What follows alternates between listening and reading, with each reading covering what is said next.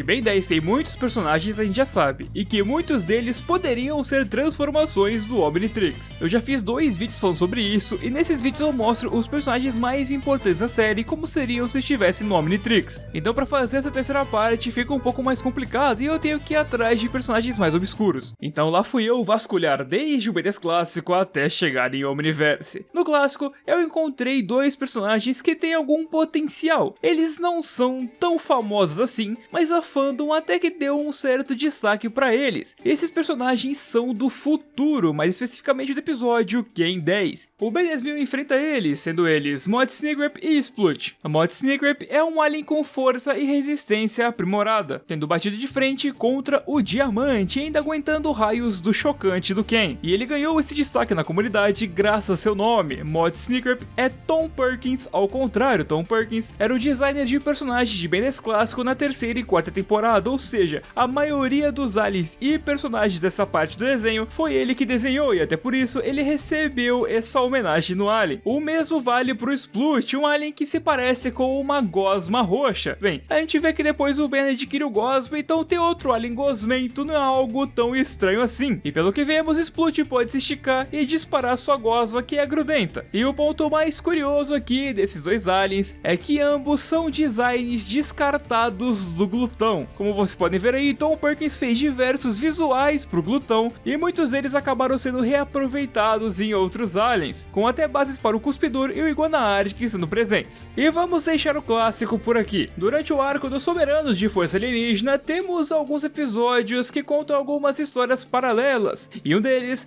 é o episódio Bem Cavaleiro, onde os Cavaleiros Eternos estão prendendo um dragão. Esse dragão consegue fugir e eles pedem ajuda ao Ben para conseguir capturar a criatura novamente. Porém, é descoberto que o dragão é um ser sapiente e ele na verdade é um cartógrafo estelar, tendo ficado preso desse tempo e ele só quer ir para casa. Esse alien definitivamente poderia estar no Omnitrix e teria sido bem legal ver porque o design de dragão é sempre muito interessante. Além disso, existiam planos para a terceira temporada da série, onde os dragões teriam mais relevância na história, e teria sido bem interessante ver nesse momento o Ben se transformando num deles, mas é realmente uma pena que isso acabou não acontecendo e a terceira temporada acabou sendo aquilo lá.